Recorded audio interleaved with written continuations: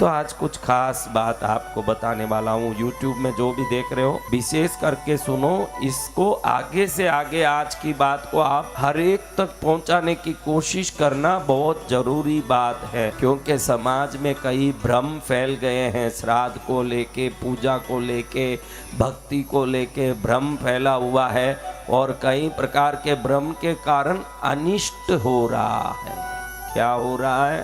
अनिष्ट हो रहा है। कई प्रकार के उत्पात मच रहे हैं। उसके लिए आज का ये कार्यक्रम बहुत ही फायदाकारी होने वाला। सबसे पहले तो ये बात पूछते हैं कई लोग मुझे कि गुरुदेव, हमारे पूर्वजों के दिन पर हमको कहाँ जाके पूजा करनी चाहिए? भारत में कितनी जगह है भाई पूजा पाठ करने। हमारे पूर्वजों के दिन आ जाएं, जिनको दिन मालूम है वो उन तिथियों में जाके पूजा करते हैं, उन दिनों में जाते हैं।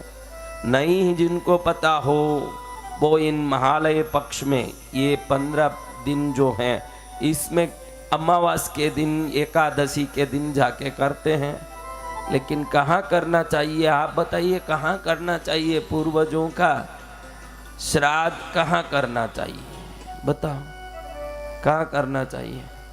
आज आपको एक बात बताता हूँ, इसको अच्छे से समझ लीजिए। इसलिए ये जरूरी है, आज सब सुनना इसलिए जरूरी है कि आप समझ लोगे तो ही आगे से व्यवस्थित रहोगे।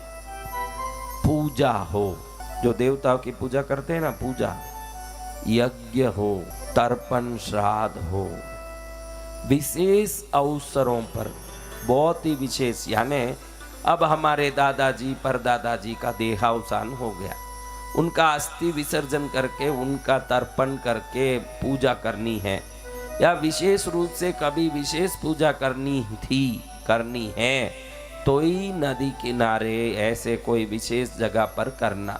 शास्त्र कहता है कि पूजा करो, हवन करो, श्राद्ध तिथि तर्पण करो, तो उस जगह करना जहां छत हो। क्या होना?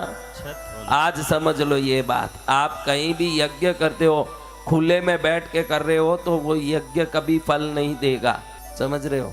खुले में बैठ के पूजा कर रहे हो, कई लोग कहीं भी खुले में जाके उधर बैठ के पूजा करने लगते हो, गंगा किनारे, नदी किनारे। विशेष अवसर पर कभी करो तो उसमें शास्त्र सम्मति है, लेकिन बाकी छत के नीचे ही करना चाहिए। आज ये अच्छे से जान लो कि आपका श्राद्ध, तर्पण, तिथि, पूजा छत के नीचे होना है। तो धर्म क्या कहना चाहता है? तू इन सबको तेरे घर में कर, ये कहना चाहता है।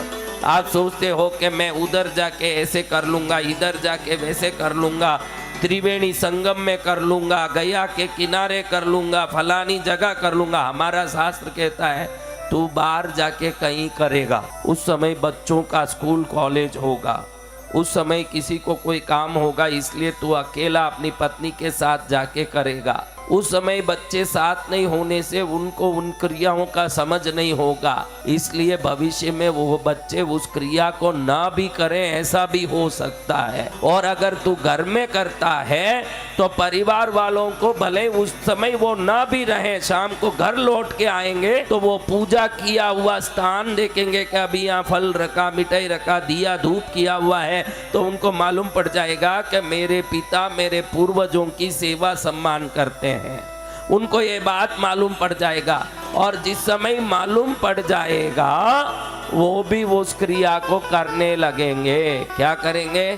तो हमारा धर्मशास्त्र कहता है कि आवश्यकता बहुत हुई, कभी हमको मन में लगा कि मेरे पूर्वजों का विशेष पूजा करनी है, विशेष आराधना करनी है, उस समय गया में गए, काशी गए, गंगा गए कि किनारे गए, उधर पूजा कराया, तर्पण तिथि श्राद्ध की, वो अलग बात।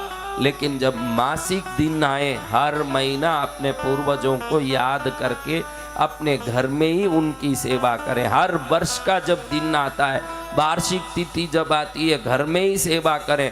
और आज से याद रखें, धूप दीप करें, पूजा करें, यज्ञ करें या श्राद्ध तिथि करें। देखो, श्राद्ध, तर्पण तिथि ये सब पितृओं की होती है। पूजा, यज्ञ, आराधना, उपासना ये देवताओं की होती है।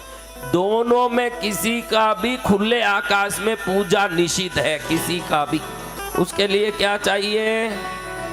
भाई इतने बढ़िया गंगा में हम आए तो क्या खुले में नहीं कर सकते थे? ये पंडाल लगाना क्यों जरूरी पड़ गया? अब समझ में आया क्यों जरूरी पड़ा? क्या खुले खुले हवा में बाहर गंगा तट पर बैठ जाते तो कोई मना करते? आपको हाथ पकड़ के पुलिस वाला खींचता? तो फिर किस लिए देवता खींच रहे हैं कि चलो छत के नीचे बैठो। जब आप छत के नीचे बैठ के कोई भी कर्म करोगे तो वो कर्म शास्त्र योग्य बन के आपको पूर्ण फल देने वाला बनेगा। किसी भी कर्म को कैसे करना महाराज? हाँ, कैसे करना, किधर करना? छत के नीचे ही बैठ के करना। वहां जाके गंगा किनारे खड़े हो गए तो ध्यान कर सकते हो, गंगा देवी की पूजा कर सकते हो, लेकिन आपके मनमानी पूजा वहां बैठ के नहीं कर सकते हो। आज ये समझ लो, कोई भी फूल ले जाके वहां बैठ के कुल देवी की न उस देवता के न इस देवता के वहां पूजा नहीं कर सकते। उस गंगा जल में गंगा की पूजा हो सकती है। किनकी पूजा? गंगा में गंगा देवी की पूजा हो सकती है। अन्य कुछ भी करना हो, मंदिर में जाके, घर के स्थान पर जाके या किसी भी छत के नीचे बैठ के ही पूजा करना। नहीं तो गंगा तट पर इतने मंदिर बनाने की जरूरत क्या थी भारतीयों की? भारतवर्ष में देखो ये नदी किनारे कितने मंदिर बने। क्यों नदी किनारे ऐसे ही पूजा कर लेते? मंदिर की क्या जरूरत? उनको मालूम था कि छत के नीचे ही पूजा होती है। कहाँ होती है? छत के नीचे। छत के नीचे ही पूजा।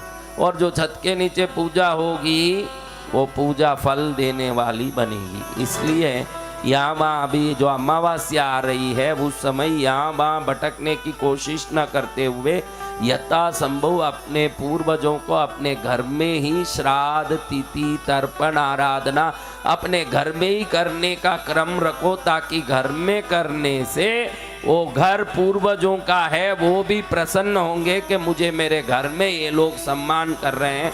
आप भी कोई आए मेहमान, उनको ले जाके कहीं गली में खिलाओ या घर में बैठा के खिलाओ, कहाँ वो प्रसन्न होंगे? कहाँ प्रसन्न होंगे? अगर वो घर में प्रसन्न होंगे तो ये भी घर में ही प्रसन्न होंगे। उनका घर था, अभी तो आपने उन सबको रवाना करके खुद जमा के बैठ गए अड्डा, और फिर उनको रोटी भी बाहर ही खिलाओगे तो वो कैसे प्रसन्न होंगे? पहले वो घर किसका था? बेचारे शरीर छोड़ते ही उनको ले जाके पटक दिया मसान में और हम बैठ के राजा बनने लगे। कम से कम वो जब 15 दिन पितृपक्ष में आ रहे हैं, घर में ही 15 दिन उनकी सेवा करें। किधर करें? घर में ही।